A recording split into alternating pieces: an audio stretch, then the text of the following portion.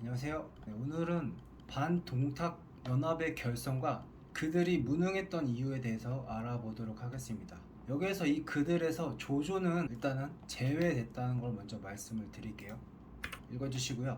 네, 오늘의 등장인물입니다. 굉장히 많아졌는데 조조와 동탁과 원소가 등장을 합니다. 슬슬 익숙한 이름들이 등장을 해요. 하우돈, 조휴, 조인, 조진, 하후연, 조흥, 그리고 원술, 한복, 공주, 장막, 왕광, 유대, 교무, 원유, 호신 이렇게 등장을 하고요.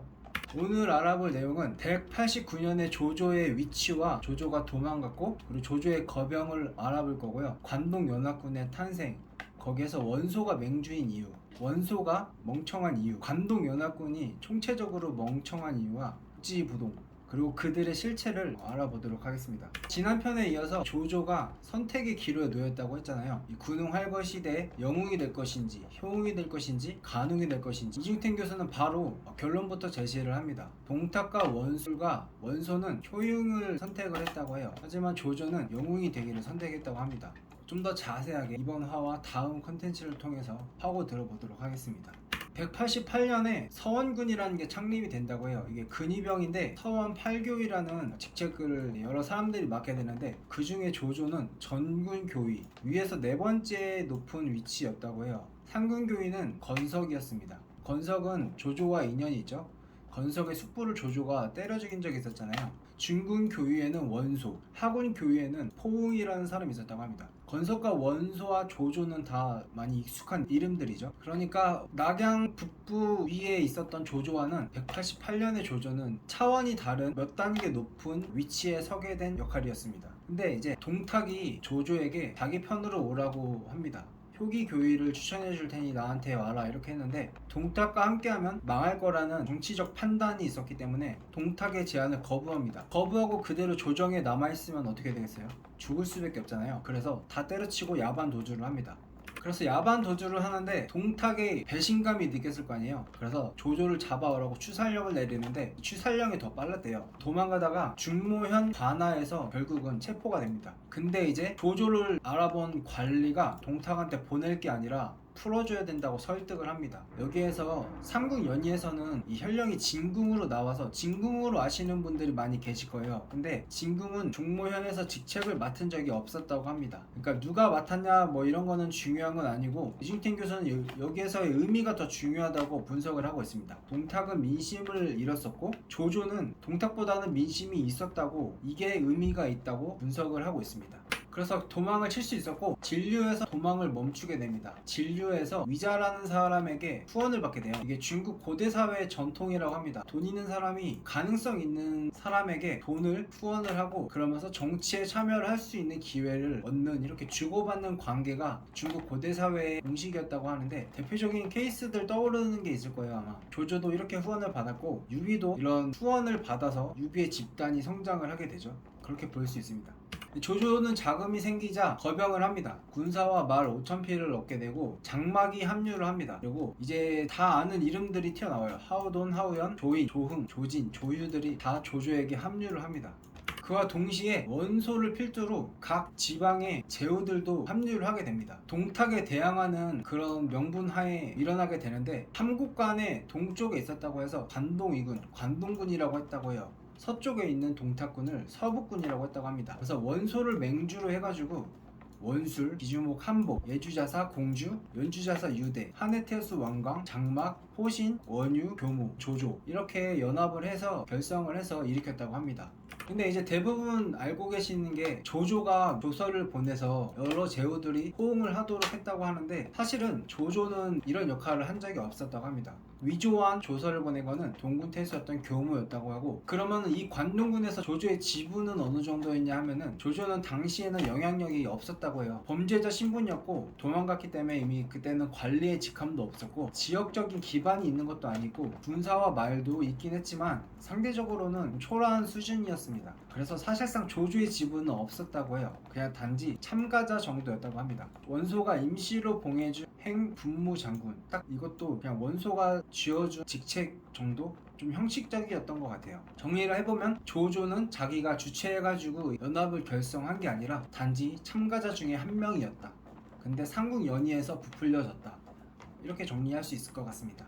원소를 맹주로 추대한 이유가 있었습니다. 다 아시다시피 원소의 집안은 4세 3공이었잖아요. 권세가 가장 높은 집안이었습니다. 3공의 지위는 3공은 태위, 사도, 타공 이렇게 볼 수 있는데 원소의 고조부가 사도였고 징조부가 사공, 조부가 사공, 사도, 태위를 다 했고 부친도 사공이었습니다. 그러니까 그냥 넘사벽 넘버원 집안이었던 거죠. 그래서 정치에 중요한 인맥들이 사방에 퍼져 있었던 게 가장 큰 이유 중에 하나였습니다. 대인관계도 되게 좋았고 잘생겨서 인기도 굉장히 많았다고 해요.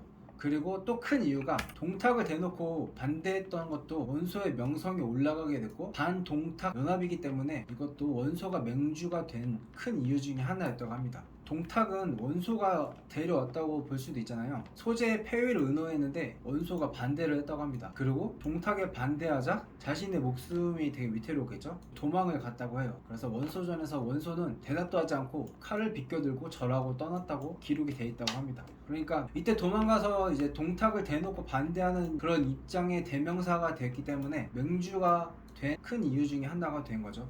사실 방금 말했다시피 동탁이 낙양에 입성하게 된 게 원소 때문이었잖아요. 사실 그 당시의 정치적 상황을 살펴보면 환관 집단과 사인 집단이 극에 달할 정도로 치열하게 싸우고 있었죠. 환관 집단에서 건석이 제거되고 사인 집단에서도 이제 원소는 십상시들을 싹쓸이하자고 주장을 합니다. 근데 하진의 동생이었던 태우가 반대를 해요. 환관들한테 어떤 은혜를 입었던 게 있었대요. 그래서 반대를 하니까 원소가 생각을 하기에 동탁을 도성에 들이게 해가지고 태우를 협박시키는 용도로 쓰자 이렇게 해서 동탁을 들여오게 된 겁니다. 근데 다 아시다시피 이거는 최악의 결정이었죠. 결국은 극과 극으로 치닫는 과정에 하진도 결국은 살해가 되고 원소도 결과적으로는 도망을 가게 되죠. 동탁이 도성에 와서 한 거는 태우를 협박하는 수준이 아니라 태우를 그냥 없애버립니다. 그리고 낙양을 불태웠고 황제를 자기가 직접 갈아버리죠. 조조는 이렇게 평가를 합니다. 환관 문제 해결하려면 우두머리가 되는 원흉 몇 사람만 죽이면 될 일인데 어떻게 번거롭게 외지 장수를 불러들이냐 이렇게 비판을 했다고 합니다.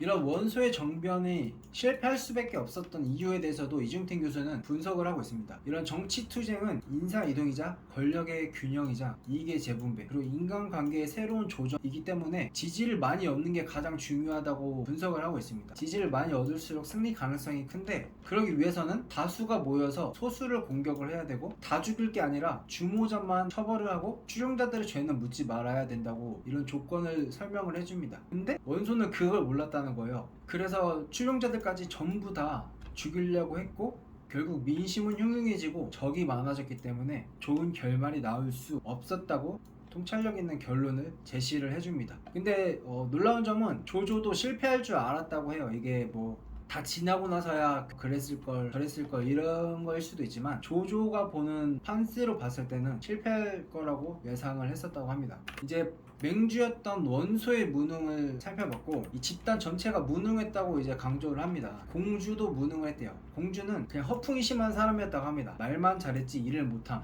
공주에 대한 평가는 고목의 입김을 불어 살려내는 사람, 그러니까 말만 이렇게 입만 잘 터는 사람이라는 거죠. 그런 사람이었고 또 다른 예로는 한복을 들고 있습니다. 한복은 자기 주장이 없는 사람이라고 합니다. 그래서 아까 말씀드렸다시피 일병을 일으켜 나라 의원을 풀어주다는 그런 편지를 조조가 아니라 교모가 보냈는데 이 편지를 받자 이제 모사인 유자에게 의논을 합니다. 근데 리더로서 이제 자신이 결정을 내려야 할 부분에 있어서 좀 멍청하죠 되게. 우리는 원소를 도와해 동탁을 도와해. 그러자 모사가 이렇게 말합니다. 굉장히 답답하다는 듯이 말했다고요. 나라를 위해 의병을 일으키는데 무슨 동탁이니 원소니 말하십니까? 이 말을 듣자 한복은 얼굴이 붉어졌다고 합니다. 근데 그 군주의 그 모사라고 결국은 이 모사 유자라는 사람도 뛰어난 해법은 제시하지는 못합니다. 그냥 관망하자고 제시를 합니다. 일단 지켜보는 게 어떠실런지요 해서 한복은 받아들였다고 합니다. 이렇게 하나하나들이 다 그냥 무능한 집단이었다고 합니다. 원소 등은 어느 한 사람도 과감하게 먼저 진격하는 자가 없었다. 이렇게 무지개 기록이 되어 있다고 나와 있고 조조가 너무 답답해서 이제 말을 했다고 합니다. 무엇을 의심하는 거냐고. 조조의 주장의 근거는 이랬던 겁니다. 전에는 동탁이 황실에 기대고 있어서 함부로 치기 어려웠고 요충지를 차지했기 때문에 치기가 어려웠다. 근데 이미 동탁은 도성을 불질렀고 황제를 협박하고 나라를 지금 뒤집어 놓고 있다. 그러니까 그때는 틀렸는데 지금은 가도 맞다. 그러니까 싸우기만 하면 천하가 평정될 테니까 기회를 놓칠 수 없으니 다 같이 쳐들어가자 이렇게 했는데 원소를 맹주로 한 이 집단은 전혀 움직이지 않았다고 합니다. 10만이나 모인 관동군이 연회만 열고 공격은 모색도 안 했다고 합니다. 그래서 조조가 답답하다 못해 참다가 결국은 혼자 공격하게 되고 장막만 소규모 군대를 도와줘서 파견해서 둘이 공격을 하지만 결국은 패하게 되고 조조도 조홍의 도움을 받아서 겨우 탈출하게 됩니다. 그래서 조조가 이제 또 한 번 절망을 하게 되는 거죠. 큰 깨달음을 얻게 됩니다. 얘네들 노답이다. 얘네들 오합지졸이었구나. 사실 이 사건이 있기 전까지는 이 집단의 이 인재들은 나라를 대표하는 엘리트들이자 인재들이었다고 합니다. 대표적으로 왕강이라는 사람, 이 사람은 의협심으로 유명했다고 해요. 원유라는 사람, 높은 경륜을 가진 사람이었다고 알려져 있다고 해요. 근데 막상 관동군에 연합돼서 실세를 까보니까 하나하나들이 다 어떤 능력자들이라든지 나라를 위하는 그런 마음을 가진 사람들이 아니라 각자 그냥 사리사욕을 채우는 사람들이고 죽음을 두려워하고 뜻만 크고 능력은 하나도 없고 외유내강이 아니라 외강내의였던 그런 오합지졸들이었다고 결론을 내리게 됩니다. 동상이몽이었다. 조조와 절망 끝에 이런 결론을 내리고 그 다음에 행동을 취하게 됩니다. 이들과는 다른 행동을 취하게 됩니다. 다음 컨텐츠에서 이어서 하도록 하겠습니다. 오늘은 여기까지고요. 안녕. よいぞよいぞよいぞよいぞ